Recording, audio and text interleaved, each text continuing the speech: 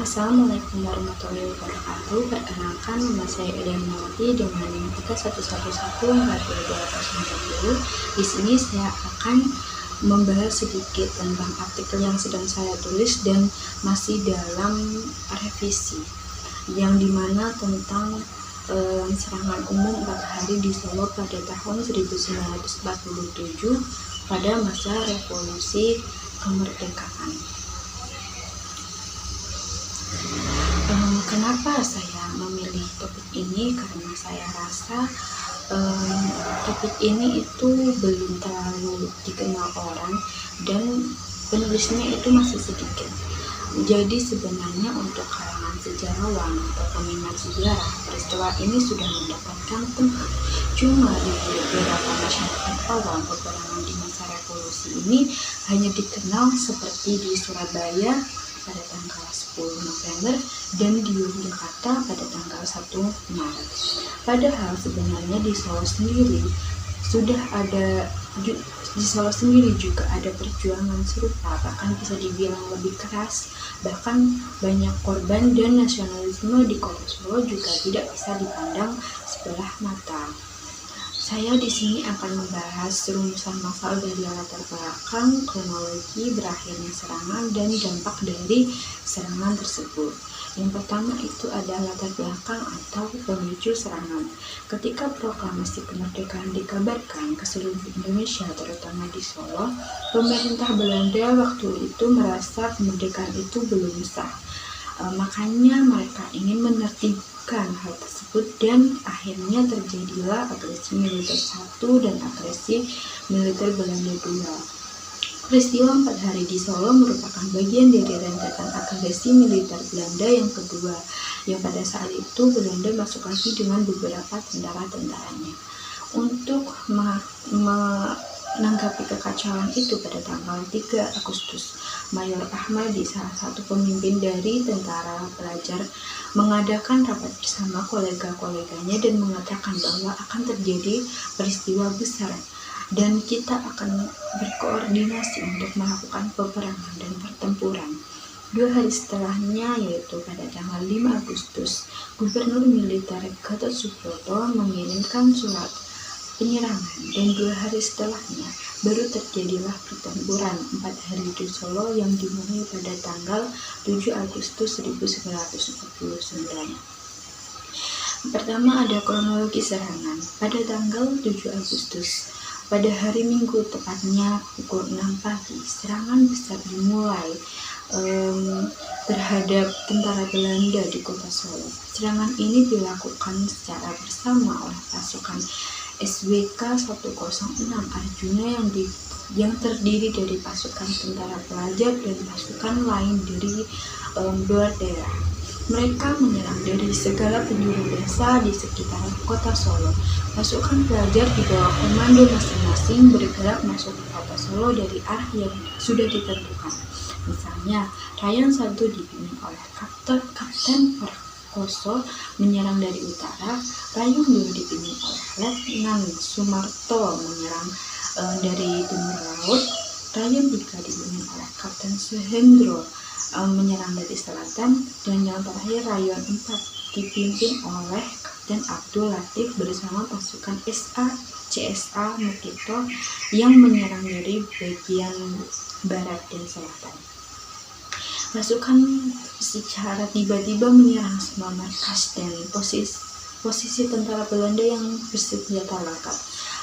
Dengan begitu serangan yang hebat membuat tentara Belanda ini terpaksa mundur dan bertahan di markas masing-masing. Kota Solo pada waktu itu sepenuhnya dikuasai oleh pasukan penyerang.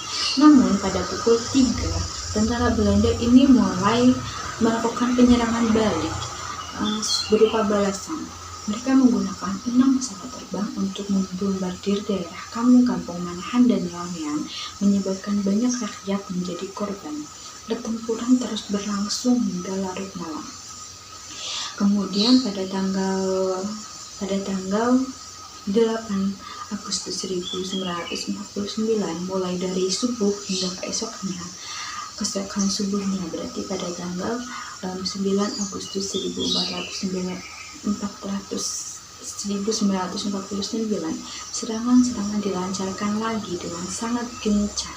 Pasukan Indonesia memutus hubungan antara markas dan pos-pos tentara Belanda, sehingga membuat pasukan Belanda ini terjebak dan tidak bisa saling membantu satu sama lain. Sebagai balasannya, pasukan Belanda menggunakan pesawat tempurnya untuk membombardir kampung Kandang Sapi dan menembaki kampung-kampung di kota Solo yang dianggap sebagai basis pertahanan tentara pelajar.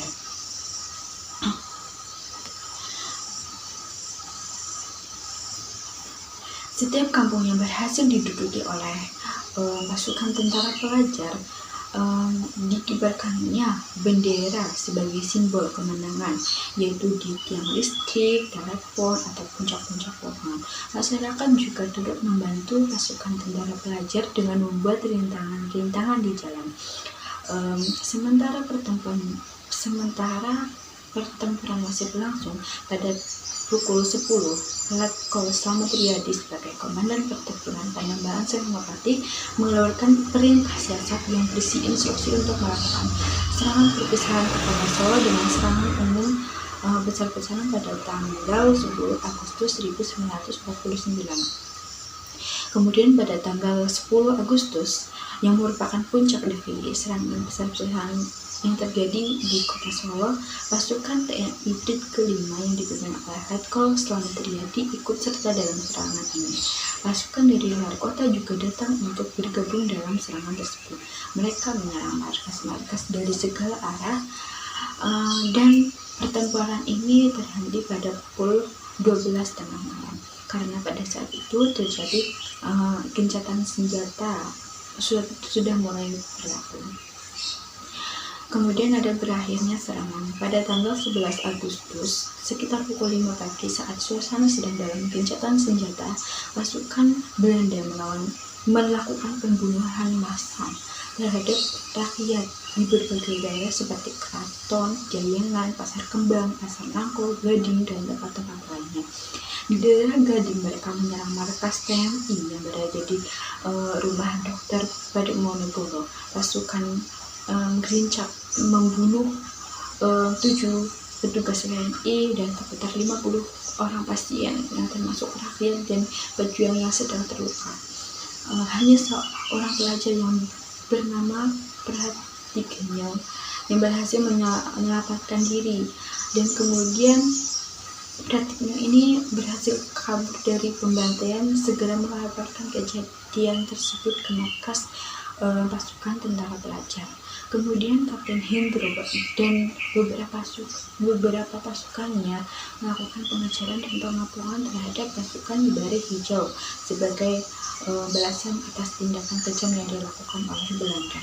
Menyadari akan kekuatan militer Indonesia, akhirnya Belanda diwakili oleh Kolonel Van Ogle dan pemerintah Indonesia oleh Brid ke-17 yang terdiri dari Letkol Slamet Riyadi di Stadion Sriwedari akhirnya sepakat untuk melakukan gencatan senjata dan dilanjutkan dengan serah terima pemerintahan dari pemerintahan Belanda ke Indonesia.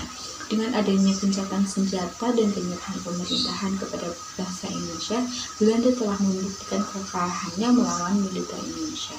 Kemudian hal tersebut mendorong Indonesia dalam konferensi meja bundar untuk mendapatkan pengakuan kemerdekaan dari Belanda. Kemudian kita akan masuk ke dampak. Pertama, ada dampak positif. Dengan adanya perlawanan secara terus-menerus terhadap Belanda oleh rakyat Solo beserta dengan TNI dan pasukan tentara pelajar, membuktikan kepada dunia bahwa kekuatan militer Indonesia tidak dapat dipandang sebelah mata.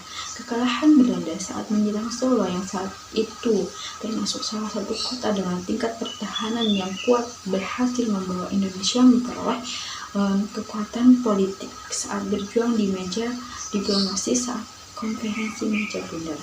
Selain itu, serangan yang dilakukan di Solo juga membuat Belanda menarik mundur pasukannya yang berada di wilayah lain seperti Jakarta, Semarang, Medan, dan Surabaya untuk dipulangkan ke Belanda karena telah mengetahui kekuatan besar yang dimiliki oleh tentara TNI dan rakyat yang tergabung di dalamnya. Serangan di Solo mengarah pada gencatan senjata antara Belanda dan Indonesia. Hal ini mengakibatkan penyerahan pemerintahan dari Belanda kepada Indonesia yang menjadi bukti konflik kekalahan dalam konflik dan menjadi landasan untuk mendapatkan pengakuan de facto sebagai negara merdeka dan berdaulat di Konferensi Meja Benda. Selain itu, dengan bergabungnya para tentara pelajar dalam tubuh tentara Indonesia menjadi pemicu adanya semangat persatuan yang membentuk elemen nasional guna menggempur pasukan penjajahan dan memperoleh kemerdekaan. Kemudian ada dampak negatif. Serangan 4 hari di kota Solo selain terdapat dampak positif yang cukup besar, juga memberikan dampak negatif bagi kedua belah pihak yang terlibat. Dari Indonesia sendiri, serangan yang memakan waktu selama 4 hari tersebut tentunya memakan korban jiwa mulai dari perempuan, anak-anak, pemuda yang terkena serangan. Dan terdapat lebih dari 500 prajurit tewas dan ratusan lainnya luka-luka. Kemudian terdapat banyak bangunan di kota Solo yang hancur akibat serangan. Adanya para pelajar dan anak-anak dari luar daerah yang turut bergerilya melawan Belanda di kota Solo membuat terancamnya nyawa para pemuda sebagai generasi penerus. Adanya perang selama 7 hari berturut-turut juga menyebabkan tidak kondusifnya kehidupan sosial dan ekonomi masyarakat kota Solo. Sebagai aktivitas sosial atau ekonomi yang biasanya sebagian aktivitas yang biasanya dilakukan di luar rumah itu tidak bisa dilakukan, dan menyebabkan beberapa objek vital di kota Solo mengalami kerusakan sehingga perlu dilakukan perbaikan agar aktivitas sosial ekonomi masyarakat dapat dilanjutkan kembali. Dan kondisi tersebut setelah pertemuan selesai tentunya membawa dampak menurunnya perekonomian warga karena aktivitas ekonomi terhenti dan perlu dilakukannya rehabilitasi kota akibat perang. Sekian yang saya dapat sampaikan. Mungkin banyak kekurangan karena memang tulisan saya masih dalam tahap revisi dan masih membutuhkan lebih banyak sumber yang perlu saya baca. Sekian dari saya, kurang lebihnya mohon maaf. Wassalamualaikum warahmatullahi wabarakatuh.